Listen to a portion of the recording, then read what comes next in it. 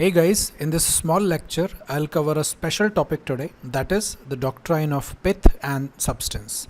Many aspirants requested me to make a simplified video about the origin, application and the scope of this doctrine in Indian political system.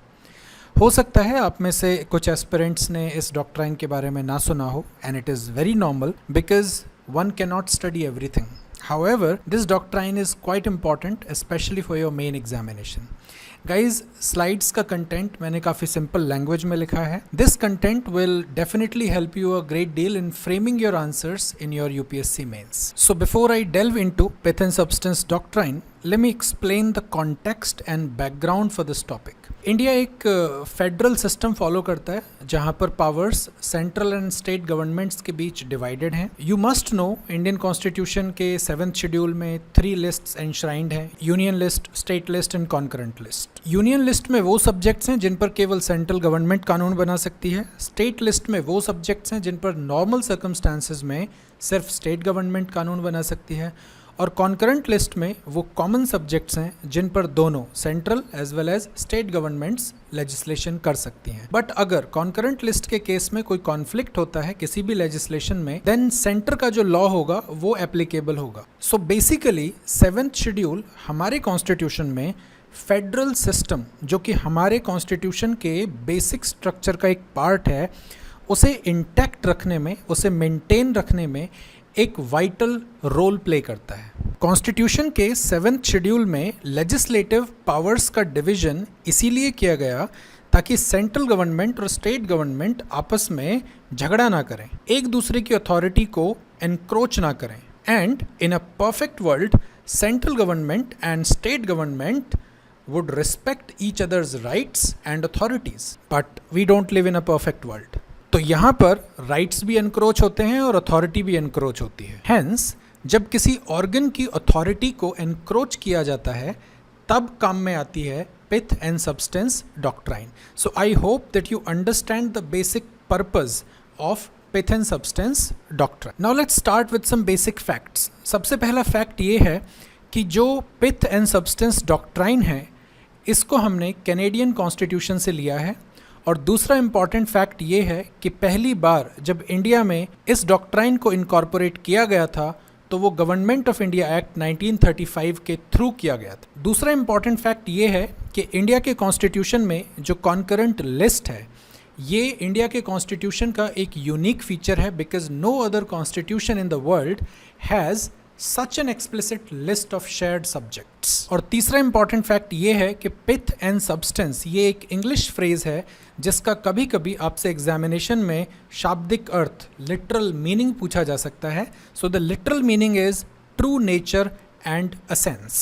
Now let's try to connect the dots and please pay attention to what I'm saying. Pith and substance की doctrine केवल federal political system में ही applicable हो सकती है जहां पर political power या legislative power दो या दो से ज्यादा ऑर्गन्स के बीच में डिवाइडेड होती है या शेयर्ड होती है. व्हेनेवर 2 और मोर बॉडीज शेयर अथॉरिटी और पावर, वहां कभी कभी जुरिस्डिक्शन को लेकर डिस्प्यूट होना ऑलमोस्ट इनएविटेबल होता है और उसी डिस्प्यूट को रिजॉल्व करने के लिए doctrine of pith and substance का यूज़ किया जाता है.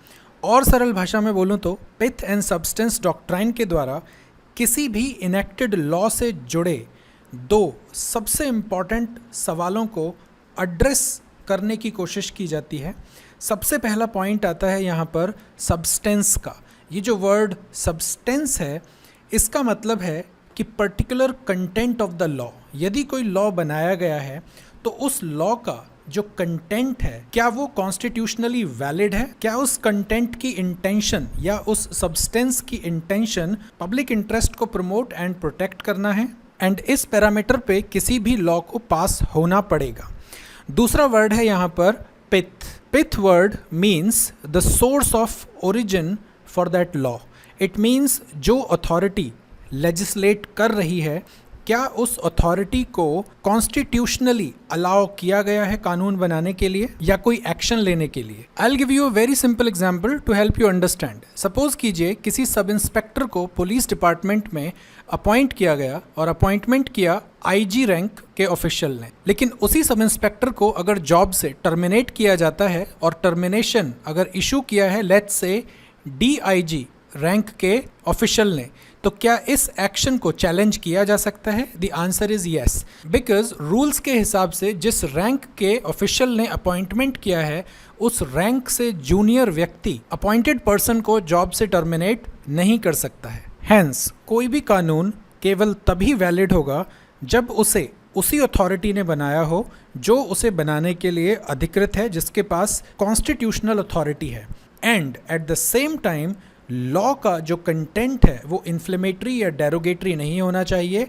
And it must fall within the subject matter. Now at this very moment I would like to draw your attention to a very significant point here. Let's assume a law is found perfectly valid when doctrine of pith and substance is applied, but due to this very law the jurisdiction of some other organ is being encroached, तो क्या इस case में जो law है वो valid माना जाएगा? The answer is yes, and you can understand it better with the help of F.N Balsera versus State of Bombay case. Now look at this case. मैं इस केस का जस्ट आपको बता देता हूँ। 1951 में बॉम्बे गवर्नमेंट ने, जो स्टेट गवर्नमेंट थी, उन्होंने लिकर की सेल एंड पोजेशन पर बैन लगा दिया था टेम्परेरीली, लेकिन उस बैन की वजह से इंडिया से होने वाले एक्सपोर्ट और इंपोर्ट पर काफ़ी फ़र्क पड़ा।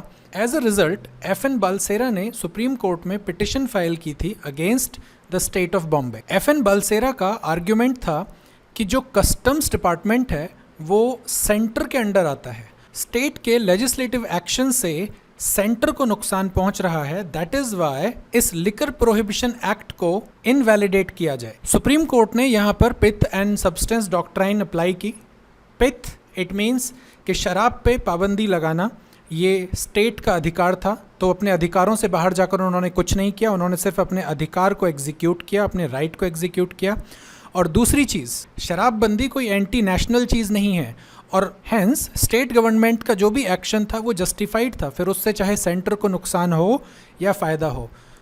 सो I hope you understood how doctrine of pith and substance is used to validate और इनवैलिडेट लॉज। आपकी फर्दर क्लैरिटी के लिए मैंने इसमें एक केस और ऐड किया है, Ishwari Khetan sugar mills versus state of Uttar Pradesh 1980। आप एक बार ये पढ़ लीजिएगा। In case you have any concerns, doubts और questions, please feel free to share them with me and I'll get back to you as soon as possible. Thank you so much.